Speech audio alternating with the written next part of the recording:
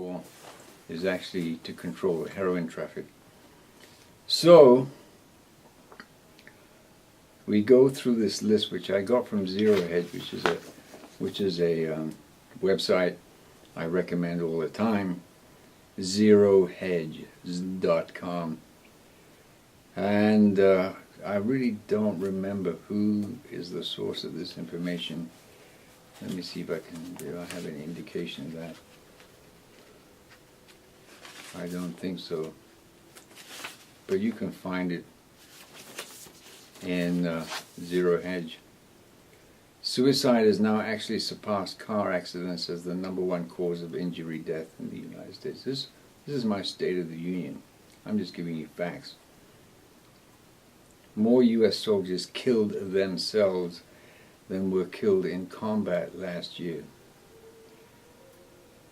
Americans will spend more than $280 billion on prescription drugs in the year 2013. Oh, another interesting, appalling fact I came across this week is that if you took the sick care industry as an economy by itself, it would be the 6th largest economy in the world. Nearly 1 out of every 4 women in the United States are taking antidepressants. The percentage of women taking antidepressants in the U.S. is higher than any other country of the world. Case in point, in terms of the worldwide pharmaceutical output, the American people consume 52% of it.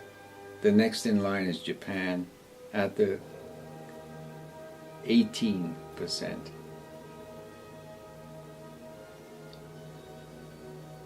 In 2010, the average teen in the U.S. was taking 1.2 central nervous system drugs.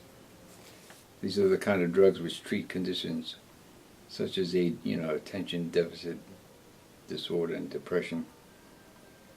Children in the United States are 3 times more likely to be prescribed antidepressants than in Europe. According to a recent article by David Copeland, 1/3 of the nation's employees suffer chronic, debilitating stress, and more than half of all millennials, that is 18 to 13-year-olds, experience a level of stress that keeps them awake at night, including large numbers of diagnosed with depression or anxiety disorder. Tens of millions of Americans use alcohol and drugs to numb the pain that they are experiencing. In the United States today, there are about 28 million Americans with a drinking problem, and 22 million Americans use illegal drugs. More people have been diagnosed with mental disorders in the United States than anywhere else on earth. There are also tens of millions of Americans that try to deal with anxiety and stress by eating. Of all the major industrialized nations, he says here America is the most obese. Mexico is #2. However, that's changed. My recent research has shown that as of 2012, Mexico is #1 at the rate of 69.3% of the population over 15 is either overweight or obese.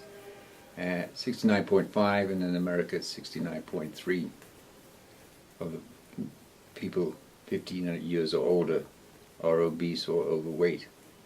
And in fact, I read today that in America, the amount of people that are obese are over 30%.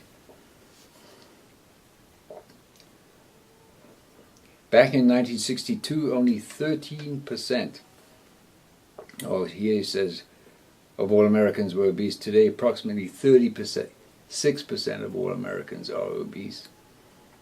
Many people try to escape from the pain of reality by getting lost in entertainment. Incredibly, the United States is tied with the United Kingdom for the highest average of numbers of hours spent watching television each week. The United States has the highest divorce rate than any other country in the world by a large margin. The United States has the highest percentage of one-person households in the United States. And speaking of households, or lack thereof, I just read earlier this week the 1.6 million school children are homeless. At this point, approximately 1 out of every 3 children in America lives at home without a father. For women under the age of 30 living in the United States today, more than half of all babies are being born out of wedlock. The United States has the highest child abuse death rate in the developed world. In the United States, they estimate that 1 out of every 4 girls is sexually abused before they become adults. The United States has the highest teen pregnancy rate in the world by a very wide margin. The United States produces more pornography than any other nation in the world. If you can believe it, there are 20 million new sexually transmitted disease infections in the United States every single year. 20 million. It is estimated that 1 out of every 6 Americans between the ages of 14 and 49 have genital herpes. Sadly, 1 out of every 14 girls in the U.S. has at least one sexually transmitted disease. The United States leads the world in eating disorder deaths. Nobody in the world gets more plastic surgery than Americans. Americans spend more time sitting in traffic than anyone else in the world. America has the highest incarceration rate and the largest total prison population in the entire world by a very wide margin. Now, as far as the prison population in America, United States, 75% of them are drug-related, and there are more prisoners in prison in the United States than there were during Stalin's Gulag. And so this is a very appalling situation that we find ourselves in. And the fact of the matter is that and I detail this in the first 8 episodes of the Mobuku Chronicles, which I should say this every time, but if you've not, this may be your first exposure to the Mobuku Chronicles, and it really does, if this is the case, that this is your first and you haven't looked at every single episode, it really would help you to be able to live in a condition psychologically, emotionally, spiritually, and physically, whereby you could look around at the rest of the world and say, crisis? What crisis? Because you have to take the steps to be able to realize each individual's own, shall we say, sovereignty of being a free agent and independent, and being able to emancipate ourselves from the machinations of the world criminal elite, whoever they are. And I'll be getting to them later. And in more detail. But the fact of the matter is, everybody's losing their minds today, including people that I read on Zero Edge. Nobody seems to understand that this is all related, directly or indirectly, to our daily dietary intake. Fundamentally. And as far as I was going to say, the drug usage is tied into meat intake. I detail this, as I said in an earlier episode, so you can go back and read, because I did all that research, nearly 2 years ago, because I started this in February of 2011, and my whole point is to let you know how you yourself as an individual person can quit living in a fear-induced society. You don't have to live there, because that's the whole, shall we say, policy of the United States federal government is to create a kingdom of fear, which was the title of a book by Hunter Thompson, who is probably more famous for his wonderful book. I never read The Kingdom of Fear, but he had a wonderful book that came out in the 60s. It's called Fear and Loathing in Las Vegas, which, if you haven't read, if you want a good laugh, that's a great book. And it's very telling too. I mean, it's not just pure, hilarity. I mean, although it is hilarious in many respects.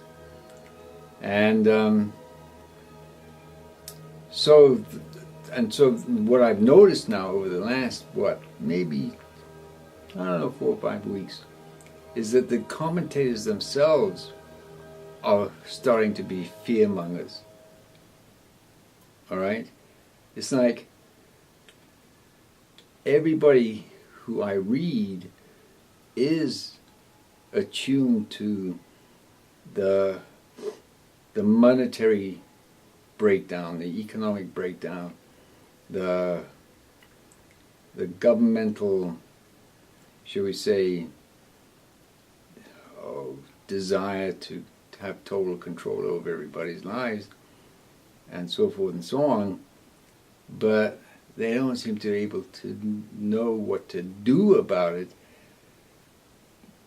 because they're stuck in the old habits of thought, which they can't seem to get out of. They're just boxed in.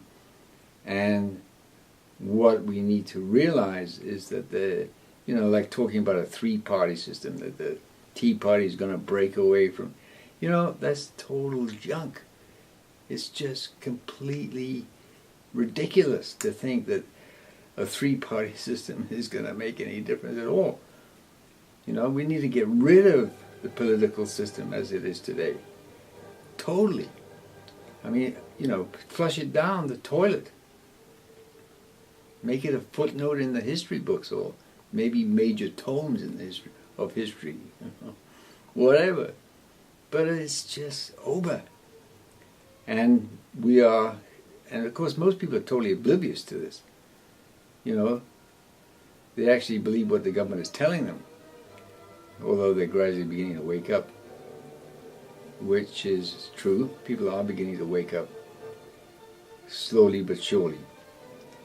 But they're not taking, they are taking some steps, because the sale of silver eagles is already surpassed last year's totals already. So people are buying silver hand over fist, and they're also buying gold in America, that is. It's not just the Chinese that are, of course they are the major ones. I mean, they probably have at least 15,000 tons of gold by now. I mean, they're not going to tell you that because it's a state secret, but it's probably at least 15,000 tons. And the Russians probably have 20,000 tons of gold. As far as America goes, we don't know. We really don't know, because I did read the other day, I think it was in Jimuli, that there's a huge stash of gold in some bank vault in Hawaii, which is this gold that was taken out of Japan, which Japan has stolen over the centuries from China and Thailand and Burma, such as it was, and Vietnam and Indonesia and so forth. And it was given, an admiral was given the task by the Japanese government to get all the gold out of Japan and take it to the Philippines, where it was stored in caves. And it was, I think it's something like 160,000 tons, something like that. And apparently it was seen that some of this gold has made its way into a vault in Hawaii. So it may well be that the United States does have a lot more gold than it's letting on that it has, because most commentators seem to think that it's gone. In other words, what they've done is that they've taken the gold out of Fort Knox and various other places, and they've leased it out in order to